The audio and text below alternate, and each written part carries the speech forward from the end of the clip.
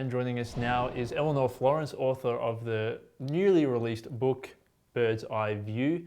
And Elinor, it's a World War II novel with a difference. Yes, it is.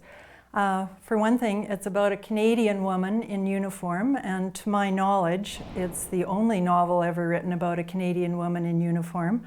At least I haven't been able to find any others. My heroine grows up in Saskatchewan on a farm. When World War II breaks out, she becomes fired with patriotism.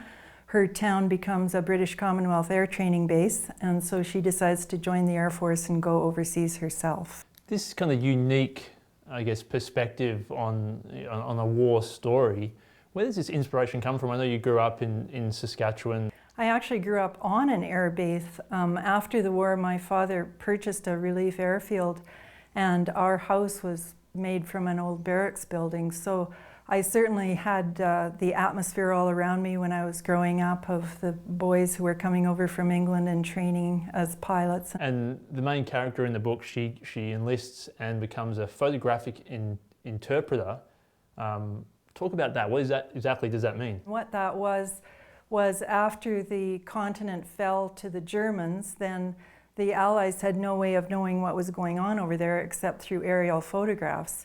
And so they set up a special interpretation unit back in England, and all these people did was study black and white aerial photographs, trying to find out what the enemy was up to, basically.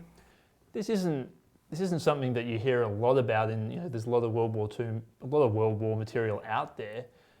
I would imagine you would have had to do a fair bit of research to make sure this was kind of accurate. I read two very interesting books by women who served as interpreters at RAF Medmenham, which was the headquarters. I certainly interviewed a number of veterans, some of them right here in the East Kootenays, who told me about flying, and I talked to one woman who served as a photographer during the war, and she was able to tell me a lot of interesting details about developing photographs in a darkroom back then and what that was like. The portion of it being about a woman in the war, do you find is that something that you wanted to really kind of highlight in this book?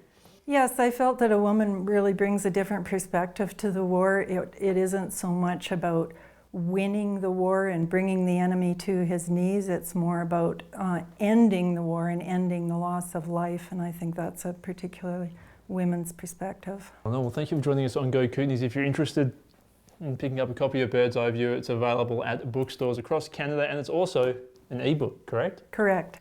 All right, well, thank you very much for joining us. Thank you, James.